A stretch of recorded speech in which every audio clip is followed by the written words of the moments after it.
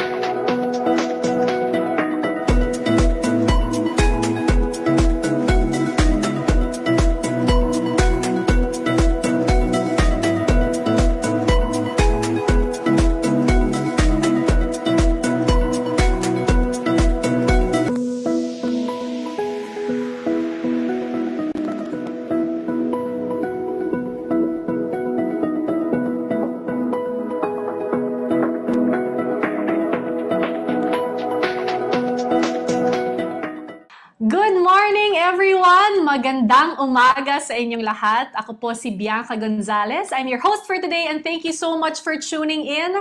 Alam niyo po, taon-taon ipinagdiriwang natin ang Safer Internet Day. Kasama syempre ang buong mundo. And karaniwan, idinaraos ang selebrasyon na Safer Internet Day tuwing ikalawang Martes ng Pebrero. Yan usually pero dito sa atin sa Pilipinas, it is celebrated for the entire month. Imagine, ganun talaga kaimportante para sa atin ang responsableng paggamit ng internet. Kaya maraming salamat sa pagsama sa amin ngayong umaga. Marami tayong lahat matututunan. Pati ako. Well, paano nga ba nagkaroon ng Safer Internet Day Philippines or SIDPh? Ito ay na-enact via Presidential Proclamation number 417 and it is celebrated as a call to action to promote a better and safer internet for children nationwide. So buong Pilipinas talaga ito. At para sa taong 2022, inadopt ng SIDPh ang temang CRC Next Level. Click, Respect, Connect. Ligtas na ugnayan online. Sige nga, sabihin natin yun ng sabay-sabay.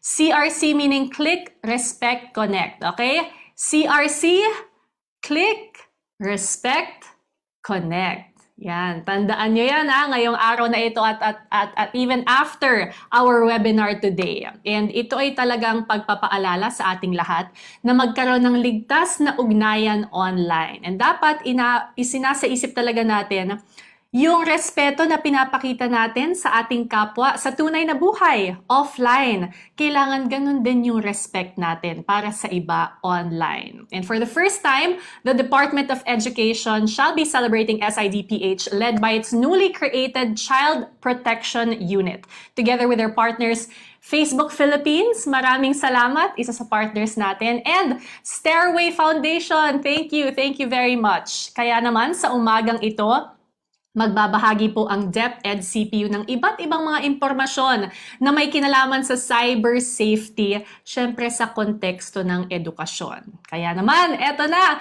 atin pong simulan ng ating programa sa pakikinig sa munting mensahe galing sa Undersecretary for Field Operations, Palarong Pambansa Secretariat, DEACO, and CPU, Attorney Revsi A.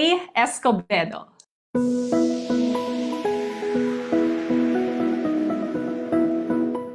Good morning, everyone. My warmest greetings to all our distinguished guests, administrators, sponsors, teachers, dear students, and to all present here with us today. It is my greatest pleasure and honor to deliver a message for the celebration of the Safer Internet Day 2022. For a start, the Philippines gained access to the internet nearly 30 years ago. It had very limited capabilities since text and the small image files were the only things that could be sent. Likewise, it was slow and could only be afforded by a few. Even then, its proponents already saw the impact that it would have on research and education, with everyone gaining access to latest scientific discoveries with just a click of a button and from the confines of their own home. The digital landscape of today is completely different due to various modern technological advancements. And during this pandemic, the internet has been extremely helpful in ensuring that education continues, for we must not only look at the present, but also forward into the future.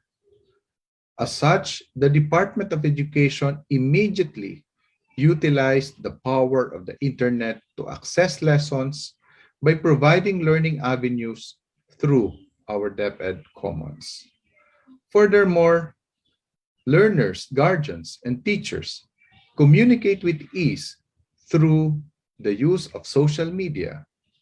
Learners' clarifications and questions about their lessons and activities, and of course, teachers' announcements and supplementary guidance about their classes are simply transmitted with just a click of a button. However, technology is not immune to misuse and abuse. There are many unscrupulous figures waiting for unsuspecting victims. Some of them spread lies, fake news, and misinformation. Some of them steal money and identities. And some bully, abuse, and exploit vulnerable people, including our children. While these activities are not new, the internet increases their reach. Coupled by the anonymity, this makes detecting and prosecuting them very difficult. This certainly empowers and emboldens them. However, there are also good people that use their expertise to combat exploitative entities and activities. Thus, we must instill in ourselves and our learners to create and preserve a safe and inclusive internet culture. We can easily achieve this for all by collectively and consistently practicing internet safety to make it a part of our internet behavior, culture, and attitude. It is imperative that the progress of our individual selves and our nation must embrace technological advancements. Hence, the annual celebration of the Safer Internet Day is a constant reminder for ourselves to remain vigilant in and responsible in its usage. However, this cannot be done instantaneously. Our mission is to create a safer internet and make sure that it will be embraced by everyone. But if we practice good internet etiquette now, it is certain that we will accomplish our goals, our noble quest. Through the endeavors of the Child Protection Unit, discussions about DepEd's online safeguarding policy, online safeguarding consideration under the BELCP, proposed Facebook Safety Guide for schools, and others, cyber safety and digital literary resources will be made available for everyone. For our dear learners, It is always a pleasure to see your enthusiasm whenever you are participating in all of DepEd's activities. Thank you so much for being here. With the gradual return of face-to-face classes, we are excited to see your smiling faces as you embark on your journey for knowledge and learning. All of your hard work is dedicated to ensure that you are always safe to grow and to learn so that you may reach your fullest potential. We also thank your teachers for recognizing the vital importance of teaching digital safety and serving as good examples of responsible internet usage, especially during these very difficult times. And on behalf of the Department of Education, I would like to commend the Child Protection Unit for their efforts in organizing this event. I would also like to offer my utmost gratitude to our partners, the Stairway Foundation and Meta, who have always offered their unwavering support to our department, especially when it involves advocacies that champion the rights of children. Again, congratulations, mabuhay kayong lahat. Lagit lagi serbisyo para sa bata at serbisyo para sa bayan. Magandang umaga po sa ating lahat. Maraming salamat, Yusek Revsi, for your message. I'm sure nakagising yan sa ating lahat ngayong umaga and sana baunin natin ang mga sinabi ni Yusek. But of course, wait, there's more. Siyempre, hindi lang pwedeng si Yusek ang magbibigay sa atin ng nakaka-inspire na mensahe ngayong umaga. Kaya naman, let us all welcome ang ating pinakamamahal na Secretary of Education, Secretary Leonor Magtolis Briones.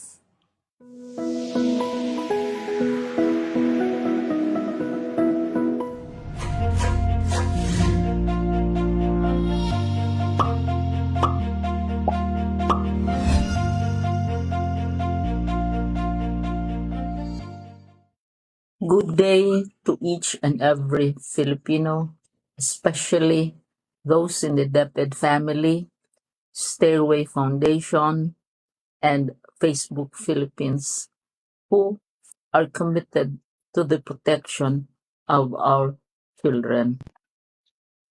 I'm very pleased to greet the Department of Education's Child Protection Unit, Stairway Foundation, and Facebook Philippines, which is holding its first Safer Internet Day Philippines and focusing attention on the dangers as well as signs of cyberbullying and the threats to the learning environment of our children. In 2016, the National Baseline Study on Violence Against Children notes that almost 1 in 2 children in the country have experienced some form of cyberbullying, whether online sexual exploitation or threats and all sorts of threatening situations. The 2021 Philippine Kids online study indicates that 1 in 2 children do not feel safe online. This has very powerful implications for our efforts to continue the learning process through online methods. If children do not feel safe in online communications or with online methods, then the effectiveness of the learning process will surely be negatively affected.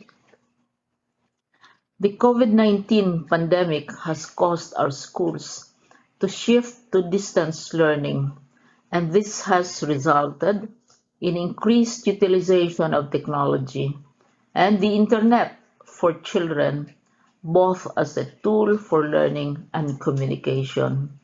The speed with which technology, knowledge, communications have improved or perhaps brought in new and exciting changes is really mind-boggling.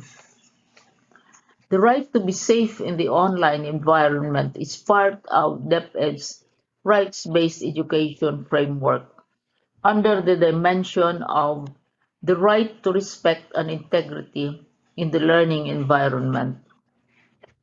As a child learning institution, DepEd personnel must ensure that in the discharge of their function, they should not do any harm or facilitate any danger to our learners, even in cyberspace. There is a need now more than ever to ensure that children stay safe online, as even in the post-pandemic setting, the experience of utilizing technology shall most probably be part of the whole education process. I keep on repeating, for example, that once we move on to what we describe as the new normal, once we are able to reduce or to immobilize the threats of the various variants of the COVID-19 uh, scourge. Now, we must ensure that our children are not harmed in the process. We have a lot of catching up to do, and in the process of catching up in science, in mathematics, in technology, our children must also be kept safe before they are drawn into other forms of um, online abuse. There is a need more than ever for our children to stay safe online, especially as we are going to use technology more than ever, even as we endeavor to balance technology and science with history, with arts, with culture, and with music. DepEd has shown its commitment to promoting a safe online space for learners via its various policy issuances, programs on cyber safety, the creation of the DepEd CPU, and the various engagements with civil society groups and the private sector. Therefore, DepEd is one with the nation in celebrating Safer Internet Day as we move forward in education, as we deal with what we describe as the new normal, as we catch up with what we purportedly lost or were left behind in the progress for technology and for science and for other wonderful new ways of learning. We are one in DepEd with the nation in celebrating Safer Internet Day, Philippines 2022. The danger is very real. I'm not speaking from a just reading statistical reports on how children are harmed.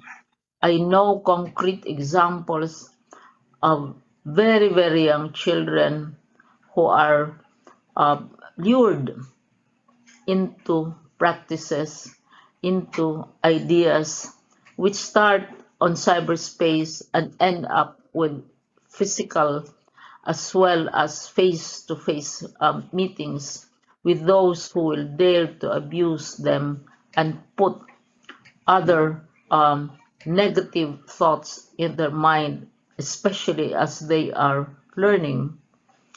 I know concrete cases of children who are seduced by very much older people just because they happen to wander into a particular space in the internet and get entangled with those who dare to abuse them, those who dare to subject them to cyber violence.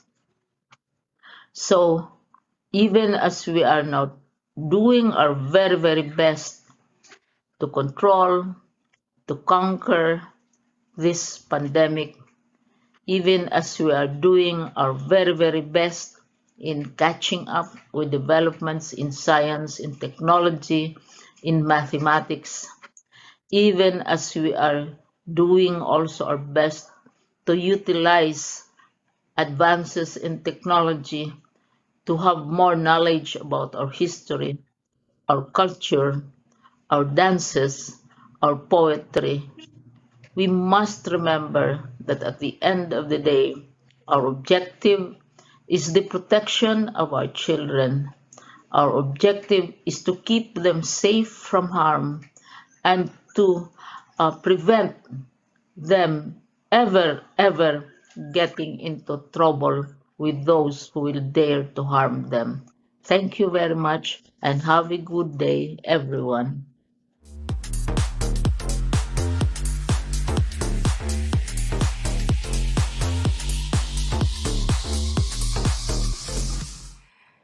Thank you so much, Sek. Maraming salamat and good morning sa iyo. And we are truly, truly honored to hear and be inspired by your message. Talaga namang main objective nating lahat, maging ako bilang isang magulang, is to keep every learner safe. And syempre gusto nating ma-prevent any kind of harm online.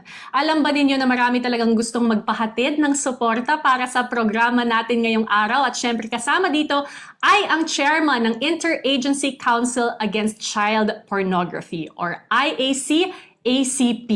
This morning, let us listen to ASEC Glenda Relova of the DSWD. Good morning!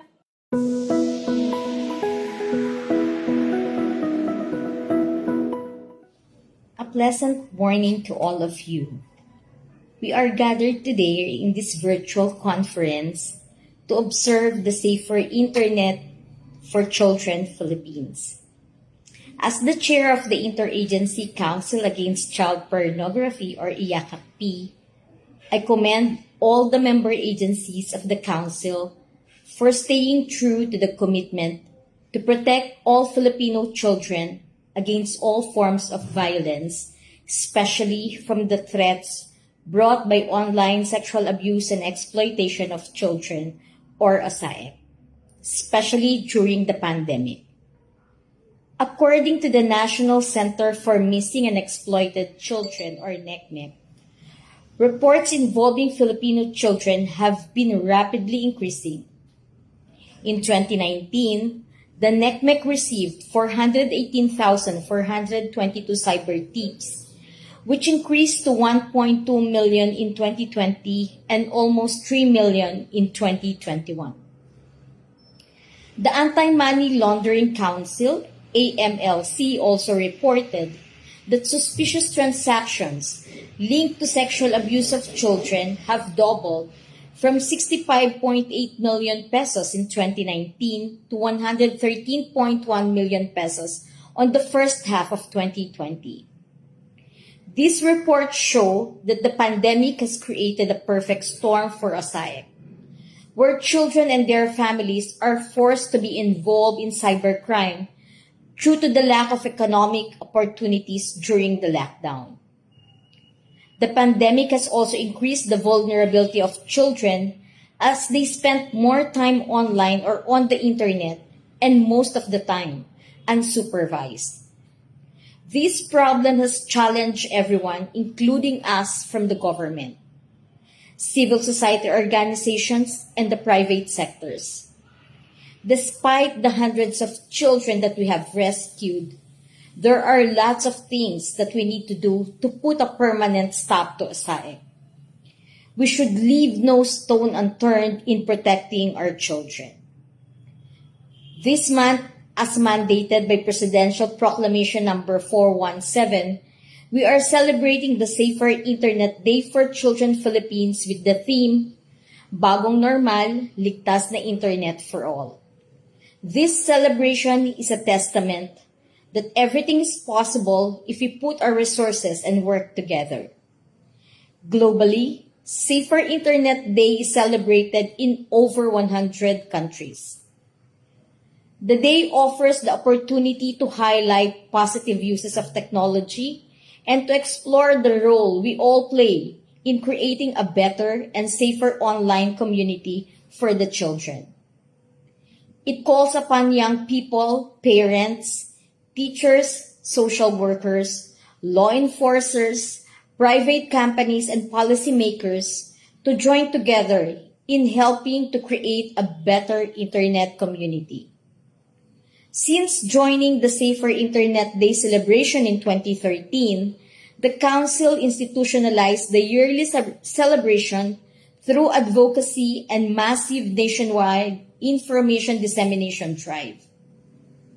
The DSWD, through the Council, shall continue to be at the forefront in the development of plans, policies, and strategies on all OSAIC matters. Together with other members of the Council, the IACACP will safeguard our children through timely, appropriate, relevant, and innovative solutions to prevent and respond to OSAIC. Let us work hand in hand to achieve a world that is safe and peaceful for the Filipino children. On behalf of the Secretary of the DSWD, magandang umaga at maraming salamat po. Maraming salamat, ASEC Glenda, for your message. Maraming salamat po sa suporta at sana patuloy po ito para sa aming adhikain. Okay, sa lahat ng nakikinig ngayon, students, parents, educators, makaka-relate tayong lahat dito kasi when the COVID-19 pandemic happened, lahat tayo apektado talaga, naging mahirap. Pero isa sa mga may pinakamalaking adjustment talaga na ginawa yung ating education sector. Dahil, di ba, for a time, kinailangan ipatigil pansamantala ang face-to-face classes para masiguro ang kaligtasan ng lahat ng mga bata mula sa sakit. Kaya naman, dahil dito, inilunsad ng DepEd ang Basic Education Learning Continuity Plan or BE-LCP na naglalaman ng mga strategy ng DepEd para maipagpatuloy pa rin ang education despite the pandemic. Now, bahagi ng BE-LCP ang pag-adapt sa iba't ibang learning delivery modalities. At kasama na dito ang online and modular learning. Naku, parang bago mag-2020, hindi natin alam yung mga terms na yan na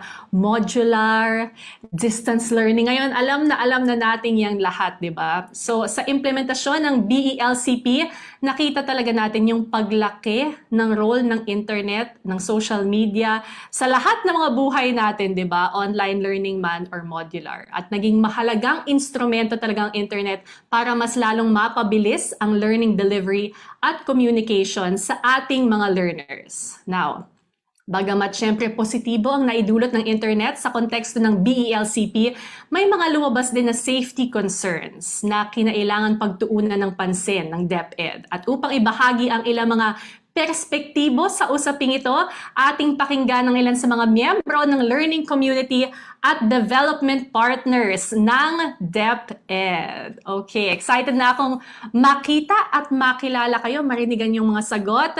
Eto ha, iisa-isahin natin. Para sa ating mga learners, excited akong makausap itong si Althea Maureen Solis, junior high school student mula sa Marinduque National High School. Althea, gusto kong tanungin paano nakatulong yung internet, yung social media sa iyo bilang estudyante, lalong-lalo na nitong panahon ng pandemya. Para sa akin, hindi ko matatapos ang kahit anong gawain sa kahit anong module, sa kahit anong asignatura nang walang access sa internet at social media. Sa tuwing magsasagot ako ng mga gawain sa module, akin munang babasahin ng mga impormasyon na nakasaad dito. Hindi maiiwasan ang mga pagkakataon kung saan may ilang parte na hindi ko naiintindihan. Sa mga sitwasyong ganito, aking isinasaliksik ang mga parte na hindi ko masyadong naintindihan sa internet. Dahil dito, mas naging kampante ako sa aking mga sagot. At totoo na madalas mag-brown out dito sa aking probinsya. Sa tuwing nangyayari ito, agad akong pumupunta sa mga tindahan upang magpa-load at upang magkaroon ng mobile data. Akin itong gagamitin upang makapagsaliksik ng karagdagang impormasyon na aking gagamitin sa aking mga aralin. Bihira ako magtanong sa aking mga guro sapagkat sa gabi ako gumagawa ng mga module. Sa gabi ako gumagawa sapagkat sa gabi, tapos ko na lahat ng mga gawaing bahay. Sa gabi, tahimik at mas nagagawa ko ng maayos ang aking mga gawain. Ayaw kong abalahin ng mga guro at gusto ko rin sila makapagpahinga ng kahit saglit lamang. Sa mga pagkakataong ganito, ginagamit ko ang social media platform na YouTube. Ako ay nagsasaliksik ng mga tutorial lalo na sa asignaturang matematika. Isa pang social media app na ginagamit ko ay ang Messenger. Gamit ito, nakikipag-usap ako sa aking mga kaklase at nababawasan ang aking stress at ako'y nagiging masaya ng kahit saglit lamang. Aking masasabi na napakalaki ng impact at kampanya na meron ang internet at social media sa aking buhay, lalo na ngayong pandemya at lalo na ngayong distance learning sapagkat ito ang aking ginagamit bilang gabay sa aking pag-aaral. Maraming salamat sa iyo, Althea. Ito naman kakausapin natin si Marian Di Maculangan, isang senior high school student from Liotoboro National High School. Hello, Marian! Ikaw naman, curious ako kung ano-ano yung mga safety concerns na sa pakiramdam mo, kinakaharap mo at lahat ng mga estudyante ngayon sa paggamit ng internet. Sa paggamit ng internet, may iba't ibang uri ng mga safety concerns na kinaharap ng mga student learners ngayon. Unang-una, minsan hindi natin namamalayan na sobra na pala ang mga nilalagay nating impormasyon tungkol sa ating mga sarili na siyang nagiging dahilan para mabiktima tayo ng mga lumalaganap at kumakalat na scams.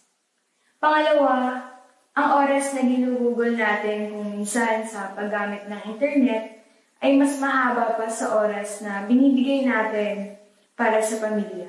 Kung saan minsan hayag man natin na ipapakita ang pagmamahal natin sa social media, ngunit sa personal, hindi pala.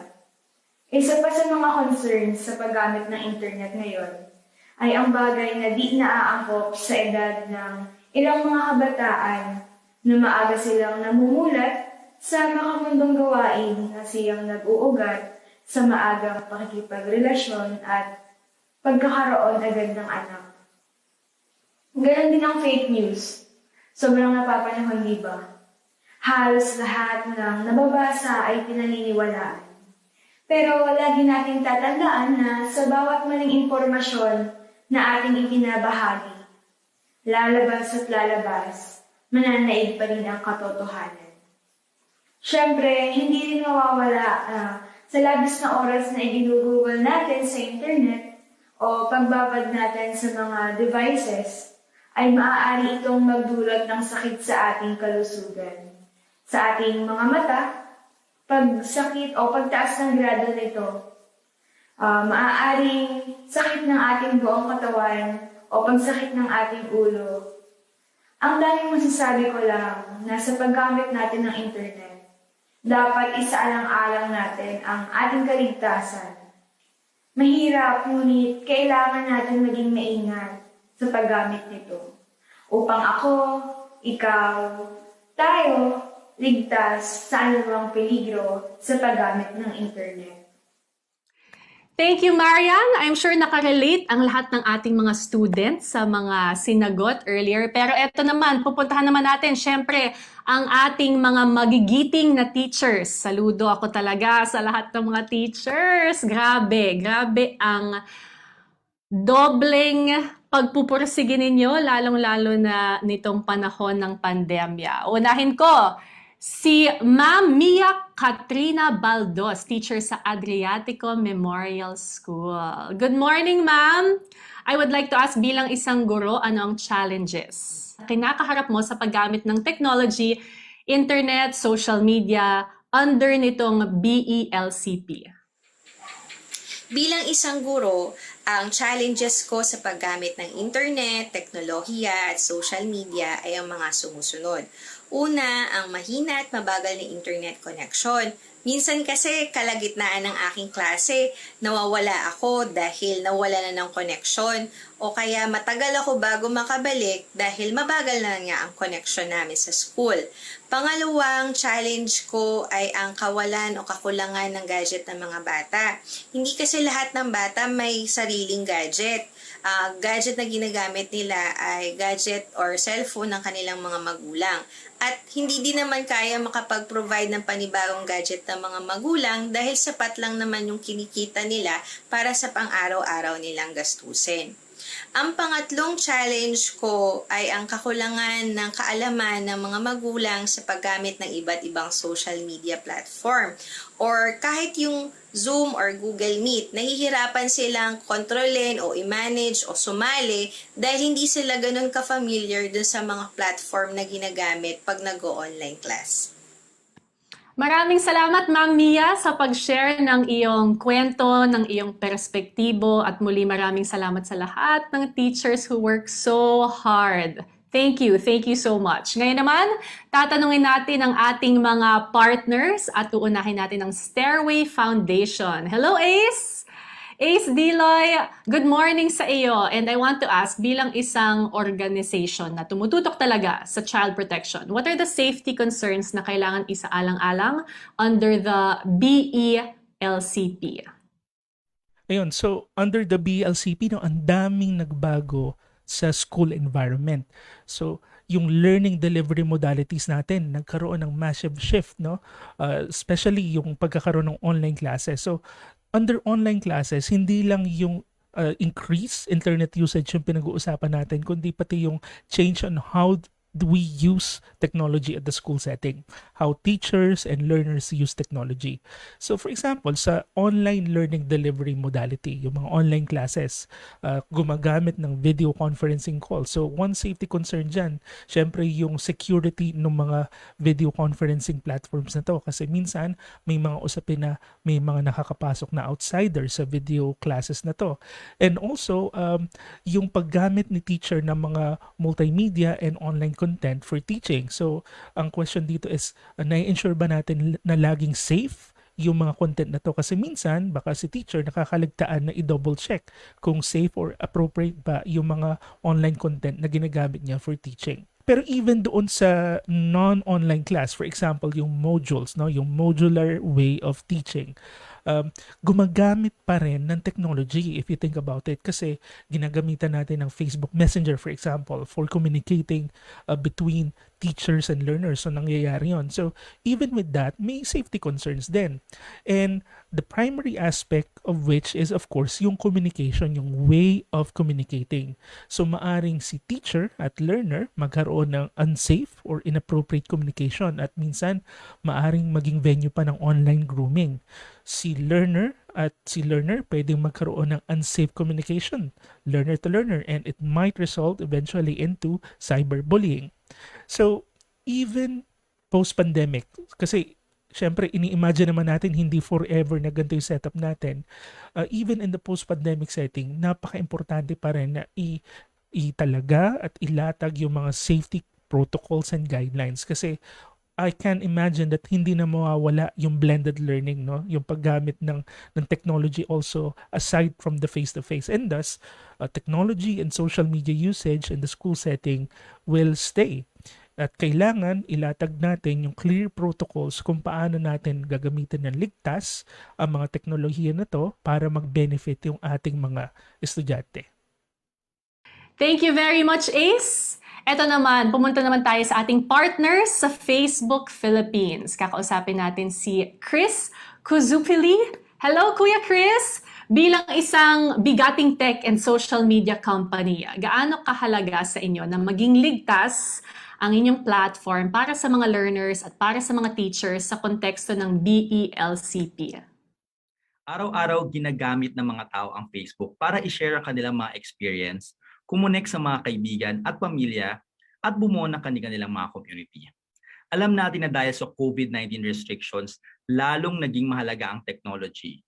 Para sa marami sa atin, naging importante ito para manatiling connected sa ating mga mahal sa buhay at para na rin sa paglagap ng mga balita o impormasyon tungkol sa COVID-19. At sa ating mga teachers at learners, ang Facebook ay isa sa mga naging tool upang makontinue ang pag-aaral at iba pang mga school activities. Dahil dito, ang pagprotekta sa kaligtasan ng mga users, lalo na ng mga kabataan, ay isa sa pinakamahalagang responsibilidad at pangunahing priority para sa amin sa Facebook. Together with our partners, we work on programs to ensure na mapanatiling safe ang mga bata sa aming platform and provide age-appropriate content to support their learning and development. Committed kami na makipagtulungan sa DepEd, mga NGOs, parents, at pati na rin sa ating mga learners to keep everyone safe on Facebook.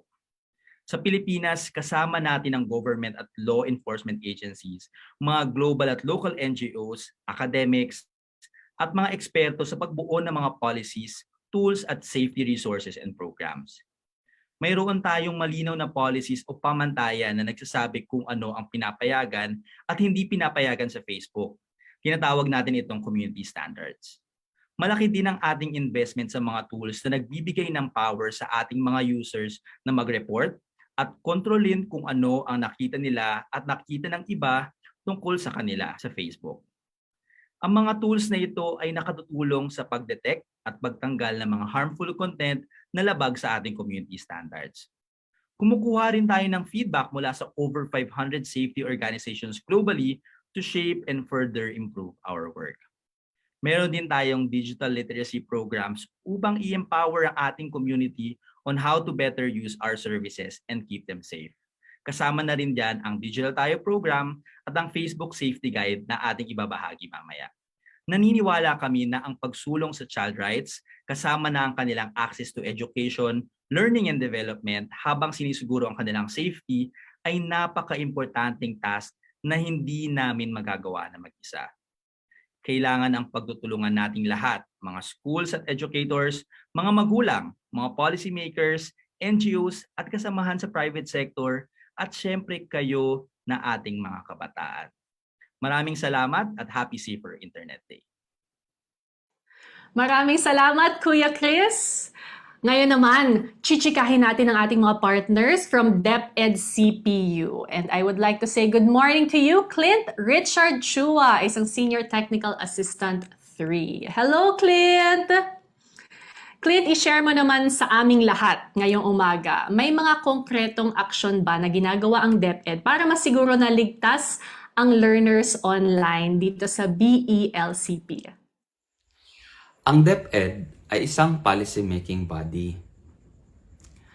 Ang pagkakabuo pa lamang ng Child Protection Unit o CPU sa pamamagitan ng ating DepEd Department Order No. 3, Series of 2021, ay isa na ito sa mga konkretong ginawa ng kagawaran upang masiguro ang proteksyon ng mga mag-aaral online.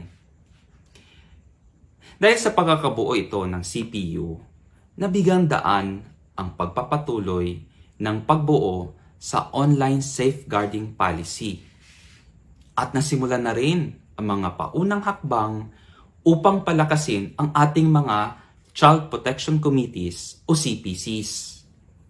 Inaasahan natin ang mga itatag, patatagin, at palalakasing mga CPC ang siyang titiyak na aabot sa school level ang pagpapatupad ng mga polisiya sa proteksyon ng ating mga mag-aaral, lalo na online.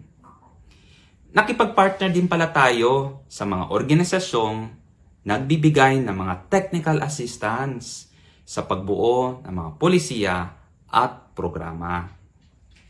Gayon din, mayroon tayong aksyon maging sa regional level. Ang kagawaran ay mayroong commitment na pangunahan ng Agenda 1.1.3 ng ASEAN Work Plan on Education sa loob ng mga taong 2021 at 2025. Ito ay ang mga pag-organize ng media and information literacy kung saan kabilang sa mga indicators ang pagpapatupad ng school-based campaign ukol sa tatlong bagay. Una, ito ang cyber wellness. Pangalawa, anti-cyberbullying. At ang pangatlo, ang anti-online sexual exploitation.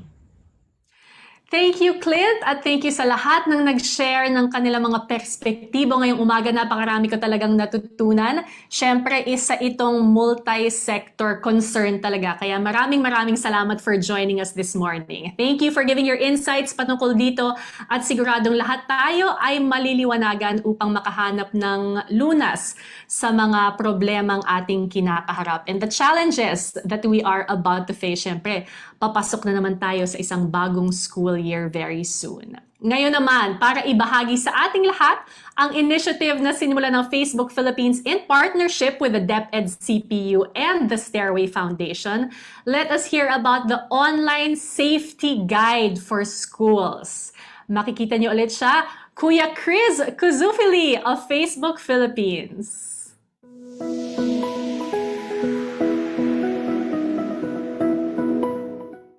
Dahil sa quarantine at iba pang restrictions na dala ng pandemya, mas mahabang oras ang ginugugol natin sa paggamit ng technology, internet, pati na rin sa Facebook.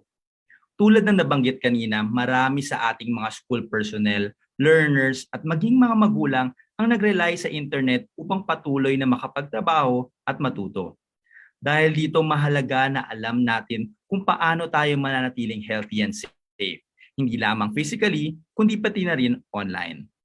Kaya naman kasama ang Department of Education Child Protection Unit at ang Stairway Foundation, binuo natin ang online safety guide for schools.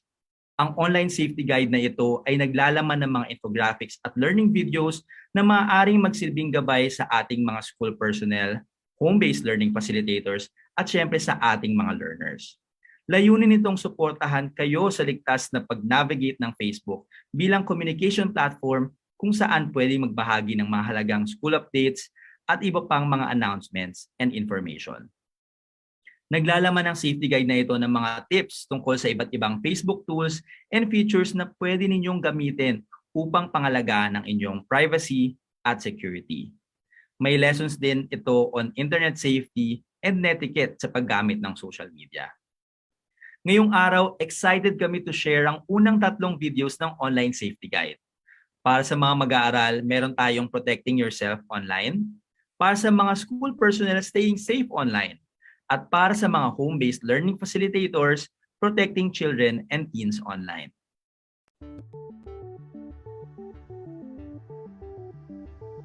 You know when you're at school and your teachers give you a set of rules to follow? Like, no standing? Or don't be noisy, for example. It's not much different online. Yes, technically you're at home and probably more comfortable.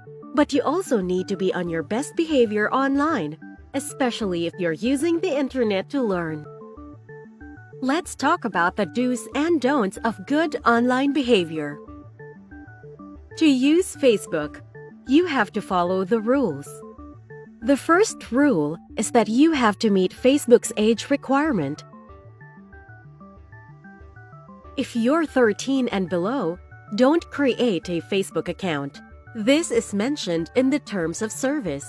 You can ask an adult at home if they can create a Messenger Kids for you, though. The other rules are pretty simple to follow. Don't post anything offensive and keep the peace online. Remember that even though you can't see the people behind the posts, they're still real people with real feelings. Don't spam their posts with mean comments. And be careful with using the reactions. Otherwise, it could be taken the wrong way. Remember, cyberbullying is still bullying. Aside from being against school regulations, cyberbullying hurts people. And if you're a victim of cyberbullying, you can always ask for help from your parents, guardians, or teachers to report whoever is bothering you. Try to balance your fun internet time with your studies. And hey, who says learning can't be fun? Avoid visiting other websites when you're supposed to be studying. If that one friend of yours keeps messaging, you can mute them for now. Having a hard time concentrating? Ask an adult at home for help. Strangers online are the same as strangers in real life, so it's generally not a good idea to interact with them even online. If a stranger messages you, tell your school personnel, your parents, or a trusted adult at home about it. If someone is bothering you or making you feel uncomfortable online, report them. Don't worry. If you report someone, they will not know that it was you who reported them. Report the message using the following steps. First, tap the messenger icon. Select the message you want to report. Tap on the person's name. Then tap Report. Select a reason for reporting and then tap Submit Report. If there's any content on Facebook that makes you uncomfortable, don't hesitate to report that post or message. For posts, tap the 3 dots to the right of the post. Then tap Report Post. Select the reason for reporting the post. To report a group, you'll need to visit the group. Tap the 3 dots on the upper right side. Tap Report Group. And remember, for school-based harassment concerns committed by your classmate, teachers, or other school personnel, you can always seek the assistance of your parents or guardians. Your parents may then report the same to the appropriate authorities. Happy and safe learning!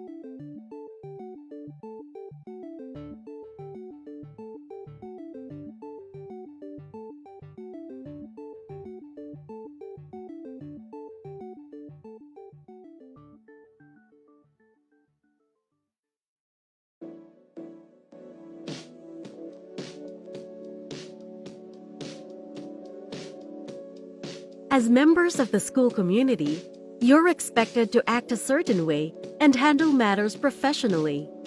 This is so everyone around you, particularly your students, can feel comfortable and safe.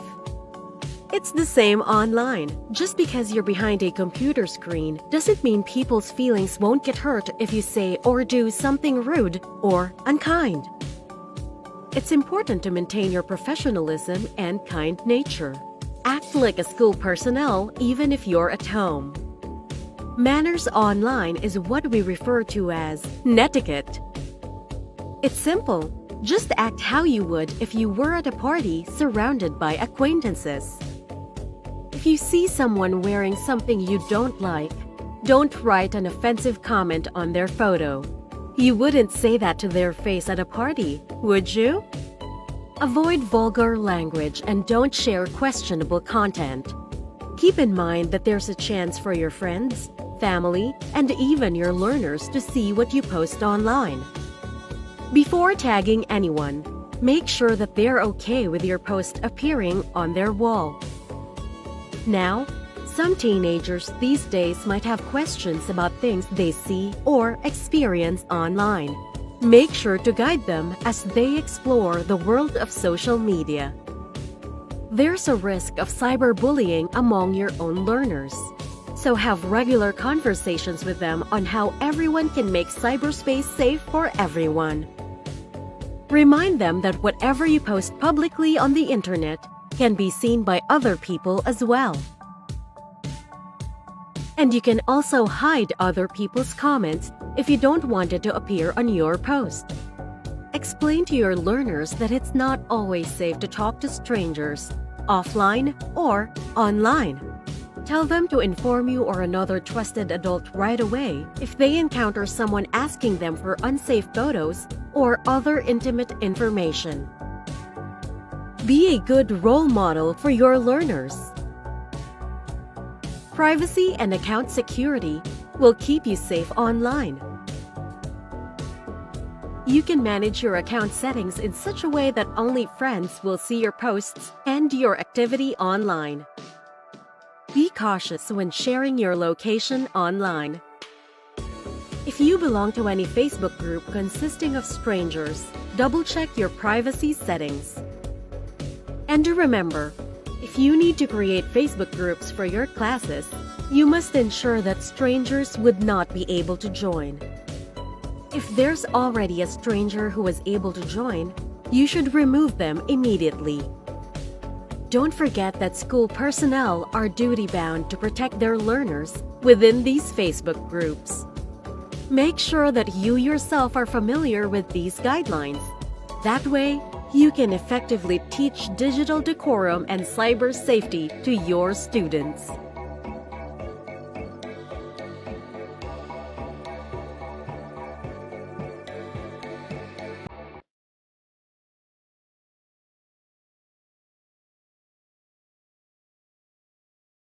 Now that the kids are staying at home, you can be there to protect them.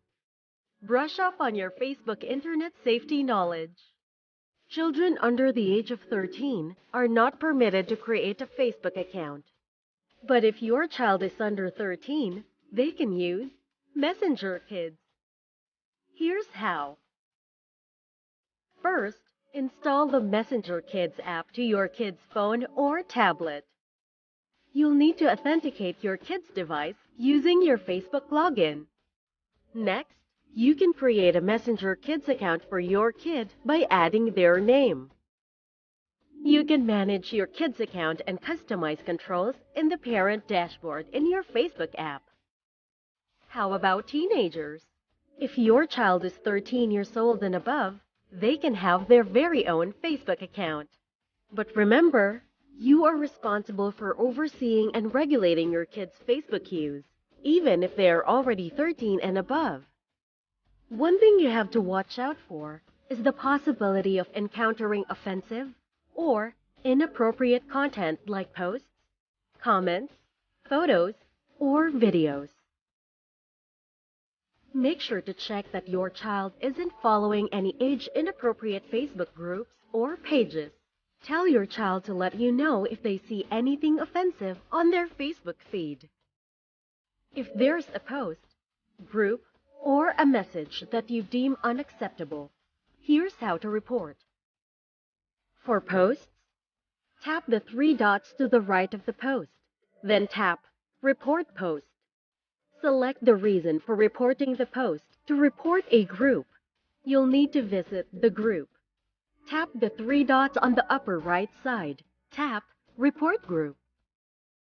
Now, let's talk about how to protect your child from inappropriate behavior from people messaging them. Talk to your child. Tell them not to accept message requests from strangers. If you feel like your child is being harassed by anyone, report the message using the following steps. First, tap the messenger icon. Select the message you want to report. Tap on the person's name. Then tap Report. Select a reason for reporting and then tap Submit Report. If you have any school-related concerns, please report it to your child's teacher, a representative from the School Child Protection Committee, or even directly to the school principal. Always remind your kids to be vigilant online. If your kids are very young, it's best to check on their online activity every once in a while. Don't forget, always guide your children in their use of Messenger, especially if they're under 13. And if you would rather be the one communicating with your kids' teachers via Messenger, coordinate with them to explore ways you can discuss school-related concerns. Happy and safe sharing!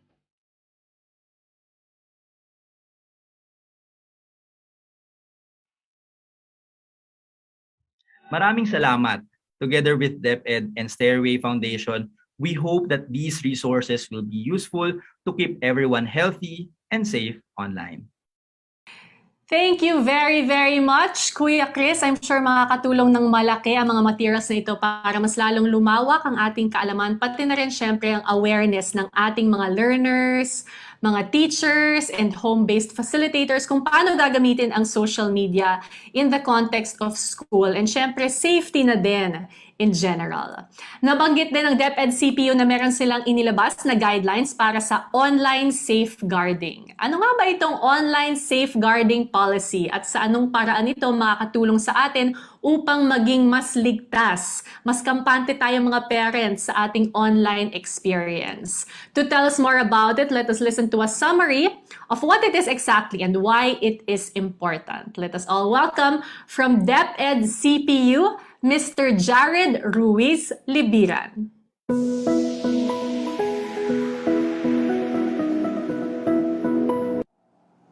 Good day sa ating mga school personnel, parents, and learners who are currently viewing from all over the country.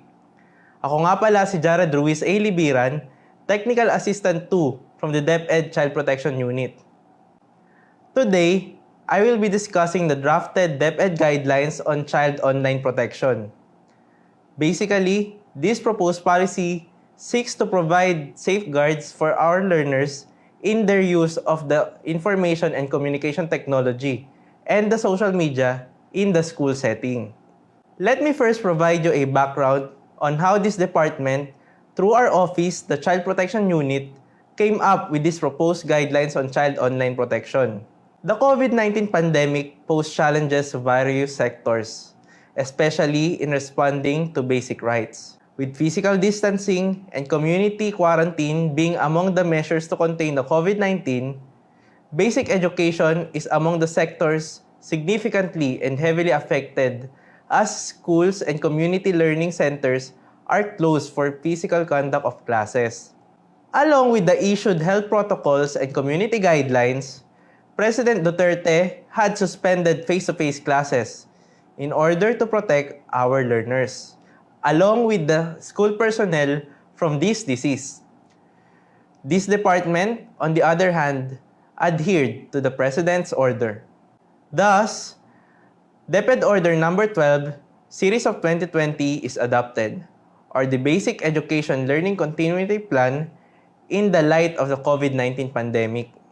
By virtue of the 2020 BELCP, several modes of learning deliveries and specific steps on handling the same are provided for the schools and teachers throughout the country, so as not to hamper the learners' opportunity even though they are at home. Consequently, BELCP provided other modalities in the learning delivery in addition to the traditional face-to-face classes. There are 4 recognized modes of learning delivery in the DepEd BELCP of 2020. First, as mentioned, is a traditional face-to-face learning. Second is a distance learning, which may either be modular, online, or through TV or radio-based instructions. It is the second kind of the distance learning delivery mode, which is sought to be regulated by this proposed policy. Third is blended learning, where it may be a mix of any of the 3 kinds of distance learning. And lastly is homeschooling, where, despite being at home, our learners are facilitated by qualified homeschool tutors.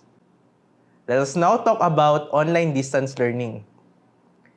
This kind of distance learning features the teachers as facilitators, engaging learners' active participation through the use of various technology accessed through the internet while they are geographically remote from each other during instruction.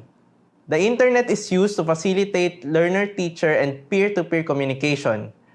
Online learning allows live synchronous instructions. However, in order to be effective, it requires participants to have a good and stable internet connection. It is more interactive than the other types of distance learning, and the responses are real-time. This is also practiced effectively by using a learning management system or related technologies. The DepEd Commons and LR Portal fall in this category. Let us go now to other circumstances aside from the COVID-19 pandemic, which pushed this department through the Child Protection Unit to draft this proposed policy. According to Save the Children, cases of online sexual abuse and exploitation of children in the Philippines increased by 264.6% or 202,605 more reports during the imposition of the enhanced community quarantine from March to May 2020, compared to the 76,561 cases during the same period in 2019. This is according to the Department of Justice, citing a data from the National Center for Missing and Exploited Children. Another publication by the United Nations Children's Fund or UNICEF meanwhile pointed out that as the pandemic enters its second year, the impact on children and young people's psychosocial well-being and mental health risks is taking a toll. Due to the restrictive containment measures adopted since the onset of the pandemic, children have lived away from members of their extended families, teachers, and friends. Lastly, learners, through the use of information and communications technology and the social media, are more exposed to cyberbullying. Cyberbullying is any conduct as resulting in harassment, intimidation, or humiliation through electronic means or other technology, such as but not limited to texting, email, instant messaging, chatting, internet, social networking websites, or other platforms or formats. Considering the aforementioned risks, along with the uncertainties brought about by the COVID-19 pandemic, the main challenge right now is that DepEd Order No. 40 Series of 2012 or the DepEd Child Protection Policy lacks provision contemplating protection of children in online delivery mode. So there is really a need of a regulatory policy in order to protect our learners whenever they are using the internet as their main tool of learning. Now, what should we expect in the adoption of this new policy? This topic is significant, especially to the teaching and non-teaching school personnel, parents, and learners, since they all have rights and duties stated under this. Let us discuss the regulation in the social media page of the school. The most important thing to remember is that the creation of the social media page, including the choice of social media platform, subject to several requirements regarding child safety, is under the discretion of the school head. There will also be a requirement of appointment of at least 2 social media managers who will administer the social media page of the school under the supervision of the school head. Posting of information in the social media page of the school will also be subject to several requirements, such as undergoing a specific quality assurance procedure, compliance with data privacy requirements, and according credits to its sources. As to the interaction between teachers and learners, here is how it will be regulated.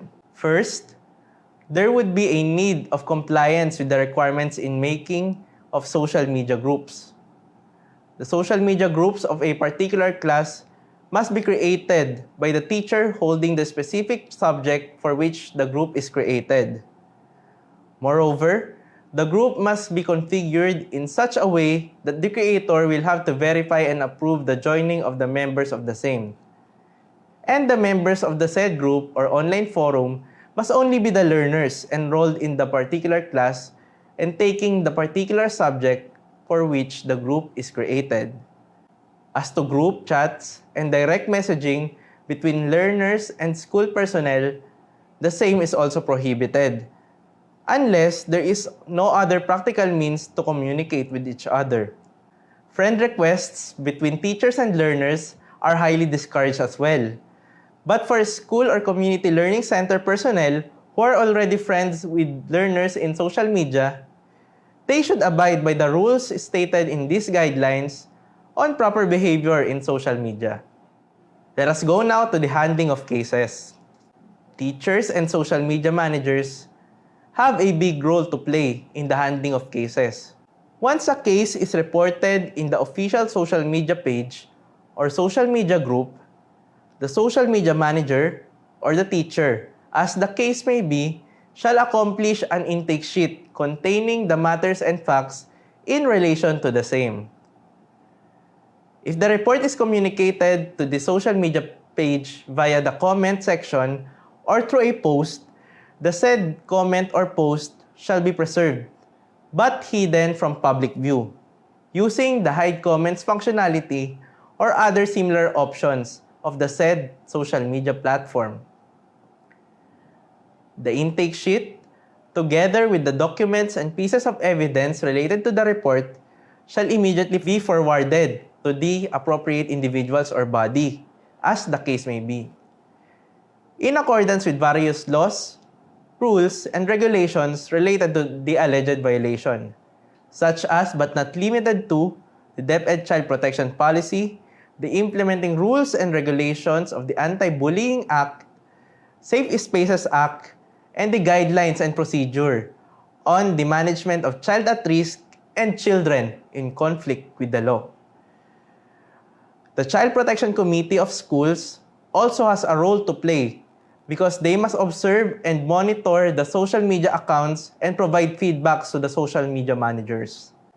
And now, let us discuss the regulations in the video conferencing platform. The facilitators of the video conferencing platform must ensure that the video conference meeting details are confidential and are only known to learners and their parents, guardians, learning support aides, or caregivers.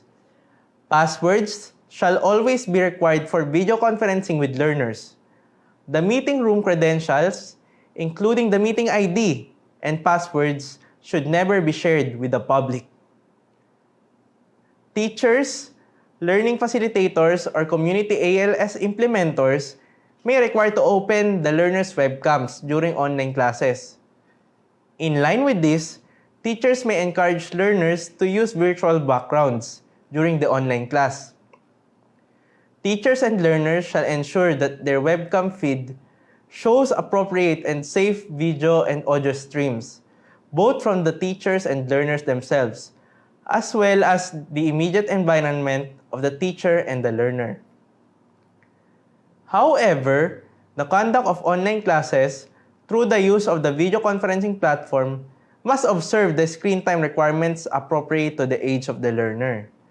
As mentioned under relevant department orders or memorandum, such as that is stated under DepEd Memo 2020-00162, entitled The Suggested Strategies in Implementing Distance Learning Delivery Modalities. Online classes may be recorded by the teacher, but he or she must first secure the consent of the learners and the latter's parents, guardian, or caregiver, after disclosing the legitimate purpose for which the same will be used. Such legitimate purpose may either be for purposes of viewing by the learner who may have missed a particular class, for training purposes of educators, and for other purposes, in compliance with the requirements of data privacy. Parents, guardians, or caregivers are allowed to be present in the virtual class with their children or ward, but only as observers.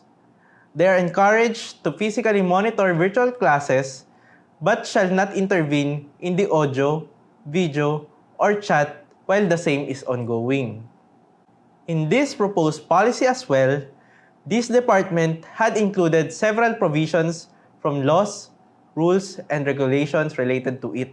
Considering that this policy is related to online child protection, the same must be in line with several statutes related to it, such as the Data Privacy Act. The National Privacy Commission, through their Bulletin number 16 and 17, simplified the aforementioned law in order for it to fit in the school setting. The relevant provisions of the new law protecting children from gender-based sexual harassment, which is the Safe Spaces Act, are also included. The important provisions of the Department of Justice Office of the Cybercrime Public Advisory on the conduct of online classes, protecting children from online abuse and harmful contents during the said classes, are also included. More so, the provisions of related DepEd orders, such as the DepEd Child Protection Policy, implementing rules and regulations of Anti-Bullying Act, and the management of child at risk and children in conflict with the law, are also included in order to enforce the proposed policy, especially in handling and addressing child protection cases. For our ways forward, here's the flowchart of policy adoption process provided under DO 13 Series of 2015, or the establishment of policy development process at the Department of Education. Currently, the proposed policy is already in the last stage of policy formulation, where the same is being reviewed by relevant offices of the department and as well as the executive committee. Upon approval of the secretary, as for the next step, the same will be forwarded to the DepEd Public Affairs Service for review, numbering, registration, and posting to the DepEd website. The Department of Education, through the Child Protection Unit, would like to take this opportunity to thank the different private offices, non-governmental organizations, and national government agencies who assisted us in the formulation of this proposed policy since its consultation stage.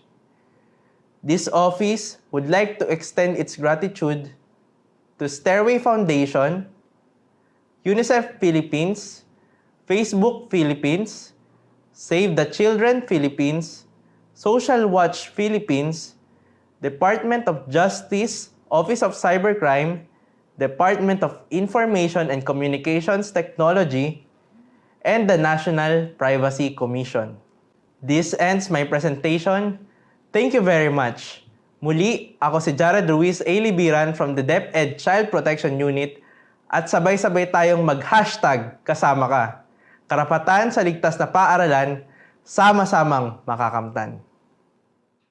Maraming salamat, Sir Jared. Alam mo, parang nakakagaan ng loob bilang isang magulang na marinig ang lahat ng yan, di ba? Ang policy niyan, it addresses the concerns that our learners and our teachers face and will continue to face dito sa implementation ng ating BELCP. And isang important takeaway para sa akin, yung meron talagang clear protocols to ensure that everyone involved in education in the time of the pandemic is protected. Sobrang importante yan talaga. Pero maliban nga sa mga policies na naipakita na sa ating lahat, our partners from Facebook and Stairway would like to share more resources pa that our schools can use to further promote digital literacy and cyber safety. Kaya naman, pakinggan natin muli sina Kuya Chris Kuzufili of Facebook Philippines and sasamahan siya ni Kuya Ace Diloy, the Child Protection Specialist of Stairway Foundation, para maintindihan natin talaga kung ano-ano ang mga ito. Take it away, Kuya Chris and Kuya Ace.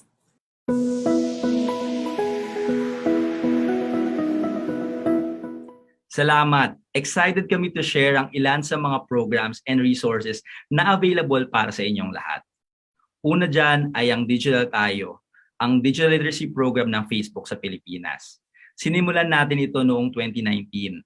Layunin ng programa na bumuo ng mga responsableng digital citizens sa pamamagitan ng pagbibigay ng training tungkol sa privacy, safety, empathy at misinformation.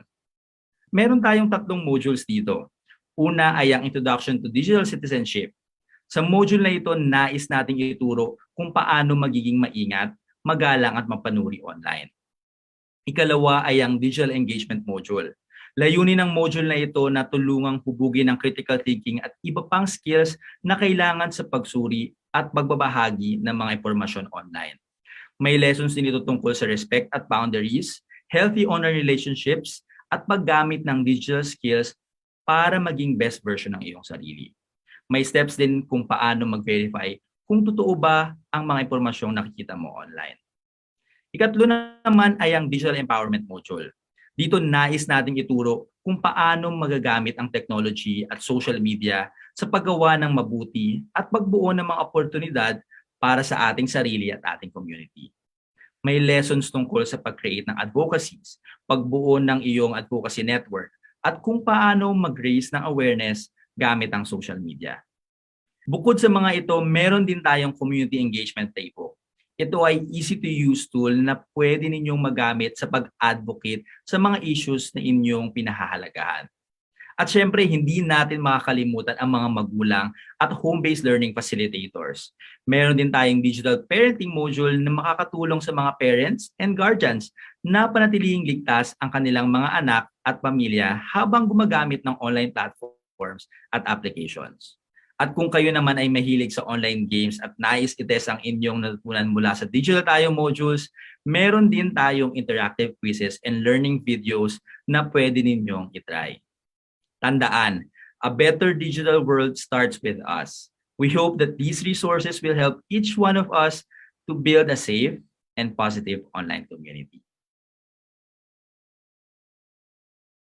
Happy Safer Internet Day po sa ating lahat. So, ngayong hapon po, we are very proud to present to you the newest training materials from Stairway Foundation and the Department of Education, yung Break the Silence Learning Action Cell Session Guides for Teachers. So, ipapaliwanag ko, ano nga ba itong mga LAC session guides na ito? So basically, itong mga LAC session guides na to, ito ay mga training modules on child protection na dinevelop specifically for the professional development of teachers, no? So ito ay dinideliver sa school level and it aims to contribute to school level professional development. So itong mga materials na to or mga LAC session guides na to, ito ay hango mula sa mga training materials ng Stairway. So kami po bilang isang NGO, ilang dekado na po kami nagko-conduct ng mga trainings on child protection for different sectors. And minarapat namin na i-maximize yung usage ng mga trainings na to via transforming it into different modalities. At ang isang modality na nakita namin na malaki yung potential impact ay yung DepEd technology on LAC session guides. So, through the collaboration with the Department of Education, we transform these training materials from Stairway on Child Protection into LAC session guide formats. At sa proseso po ng pagta-transform ng mga Stairway Child Protection Training Materials, nagkaroon kami ng assistance from the Department of Education. So, mayroong mga guro from the field offices na tumulong sa amin para mas mapalago yung content ng mga training materials na yon, both in terms of what information is inside and the learning delivery methodology. And then yung Department of Education Bureau of Learning Delivery tumulong po sa amin para ma-check kung magkakaroon ng pag-abot doon sa standards na sinet ng DepEd in terms of developing and publishing these kinds of LAC session guides. So itong mga LAC session guides na to, basically it really aims to contribute to school-level professional development.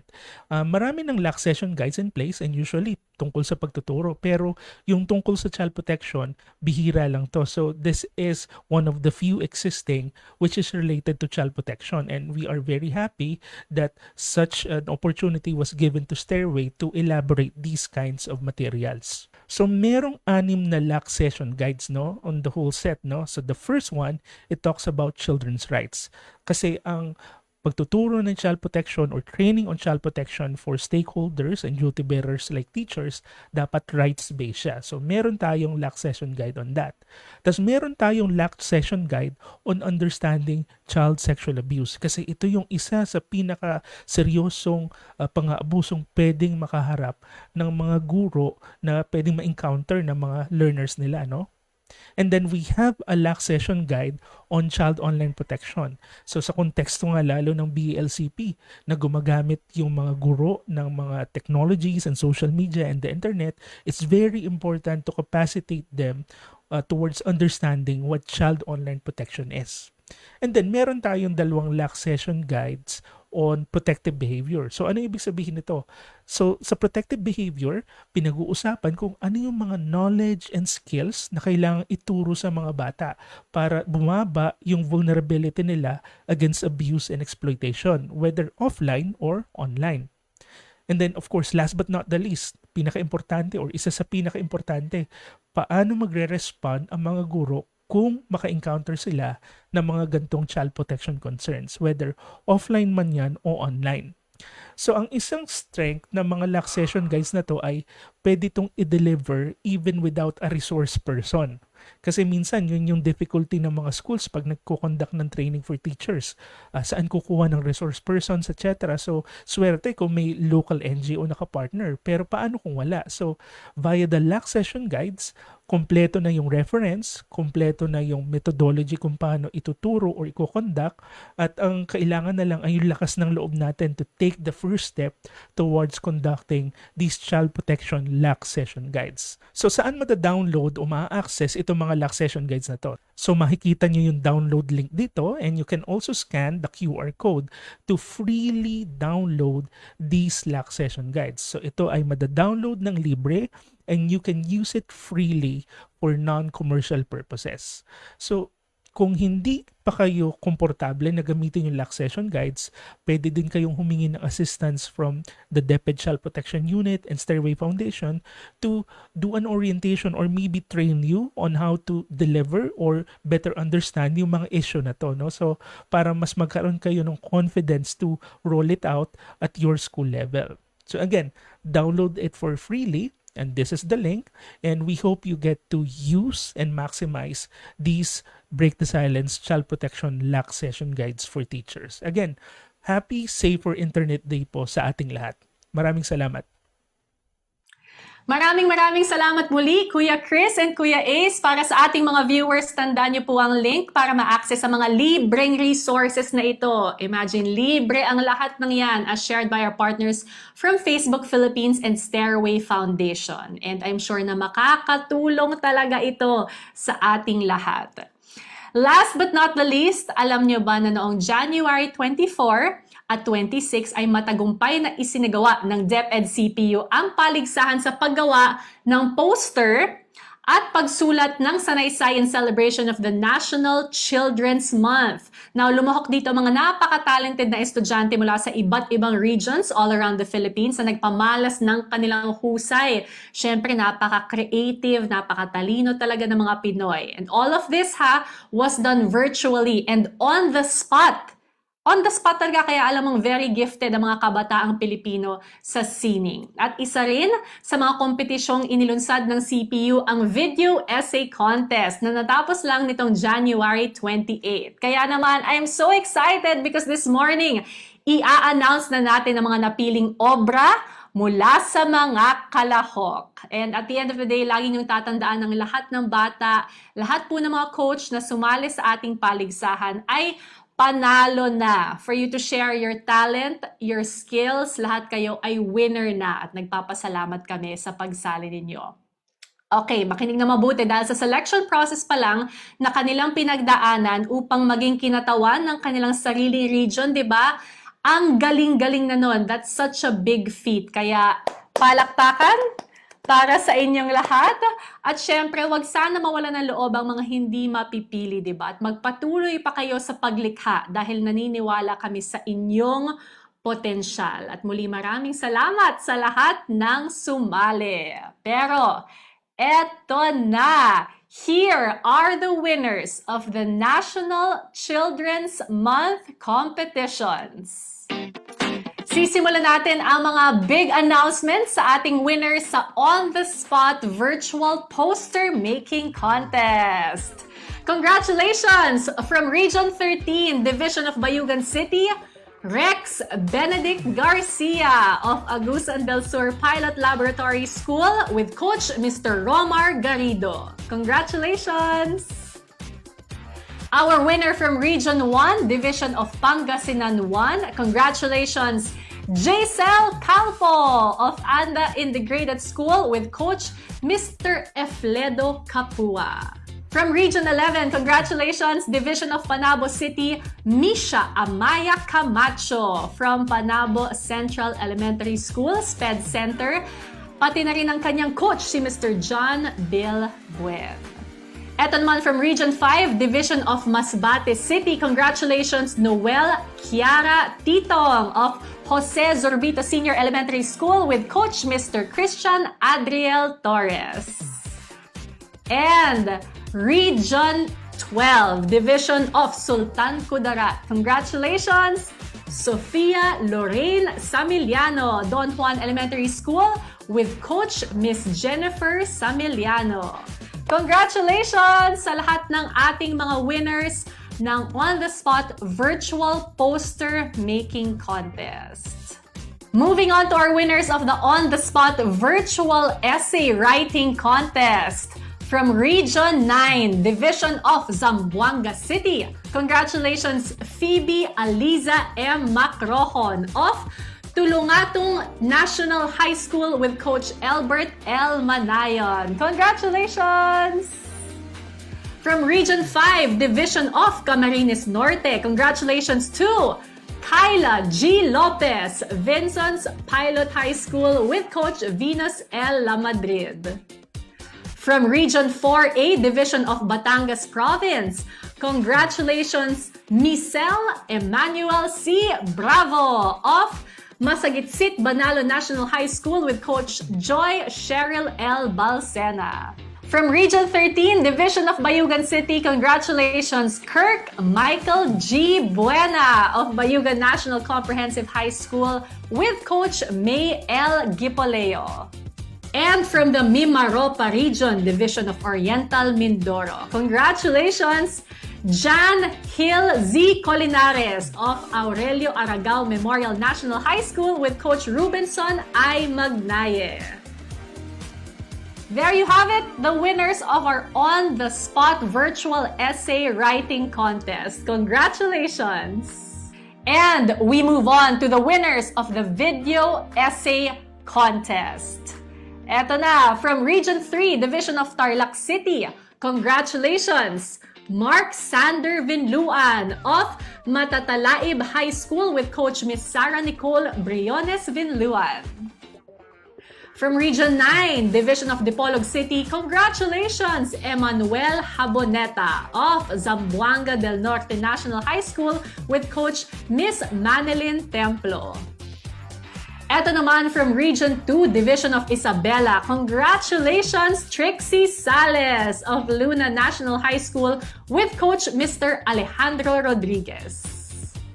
And from Region 1, Division of Pangasinan 1, Eliza Denise De Malanta of Bolinao Integrated School with Coach Mr. Michael Borbano. Congratulations! Last but not the least, from National Capital Region, Division of Quezon City, congratulations to Blessy Joy Rabina of Melchora Aquino High School with Coach Miss Joanne Christine Ramos. Congratulations to all the winners of our DepEd CPU National Children's Month competitions. Congratulations, good job sa inyong lahat at sana ay sumali ulit ang lahat sa mga susunod na kompetisyon at sa iba't ibang programang pangunahan ng DepEd CPU. Of course, to all the regional directors and the schools, division superintendents, to all our coaches, maraming salamat po sa inyong suporta. Siyempre, nais din nating pasalamatan ng ating mga judges para sa essay writing contest under Secretary Josephine Maribohok of DepEd, Dr. Christine Joy D.R. Aguila ng Philippine Science High School, at Ms. Faye Alma Balanon ng UNICEF. Para naman sa ating poster making contest, our judges, Director Jocelyn D. Arandaya of DepEd Bureau of Curriculum Development, Ms. Maria Luz Anigan of Social Watch, and Teacher Precious Jewel Gamboa. Maraming salamat po. And our judges for the video essay contest, Mr. Israel Diloy of Stairway Foundation, Mr. Moises Cruz of the Manila Times, at Mr. Adolf Aguilar ng DepEd Youth Formation Division. Muli, maraming salamat sa inyong lahat. Again, the Department of Education celebrates with the rest of the Philippines and the rest of the world a safer Internet Day. We've heard so much this morning about child online protection sa konteksto nga ng ating DepEd BELCP, and may we all develop the habits that promote internet safety para sa masaya at ligtas na experience online. And before we close our program this morning, we would like to call on the OIC, Assistant Regional Director of the Mimaropa Region and concurrent head of the DepEd Child Protection Unit, to give all of us her closing message. Please welcome Attorney Suzette T. Ganaban Medina.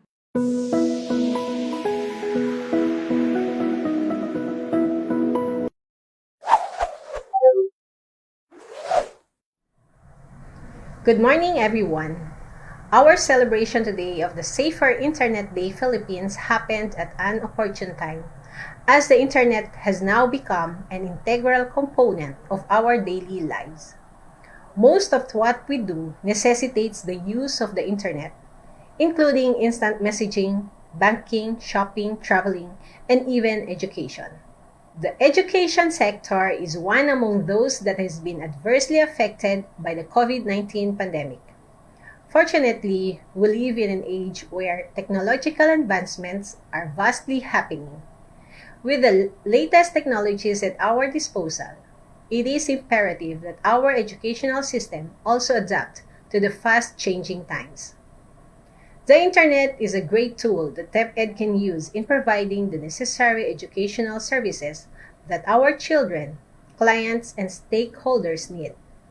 With the various modalities that we cater in teaching and learning, our online platforms are great tools that ensures a successful implementation of our basic education learning continuity plan. However, with increased use of the Internet, safeguarding our information and data has also become a requirement. As such, we should also be mindful of ways to minimize hazards, risks, and cybercrime, as well as be cautious, proactive, and stay informed, whether we are in business, education, or simply a daily Internet user. As our students gain confidence in their ability to navigate the Internet, we also need to maintain our efforts to ensure the Internet safety remains a top concern. Department of Education, in collaboration with our partner organizations, is dedicated to consistently enhance policies and initiatives that will strengthen linkages in our Internet safety campaign. Through awareness, education, knowledge, and technology, online safety safeguards users and prevent and limit the risk that come with using digital technologies, platforms, services, and networks. We sincerely thank our partners, Terry Foundation Incorporated and Facebook Philippines, for their hard work and commitment in leading this event, as well as their continued partnership with SIDPh. This is a step forward in realizing our common goal to actively promote and ensure that the rights of the child, especially the right to protection, is continuously strengthened and upheld at all times. Together with our stakeholders, we can make the Internet a safer place for all. Ang Child Protection Unit ay kasama nyo, kasama ka, karapatan sa ligtas na paaralan, sama-samang makakamtan. Muli, maraming salamat sa inyong lahat.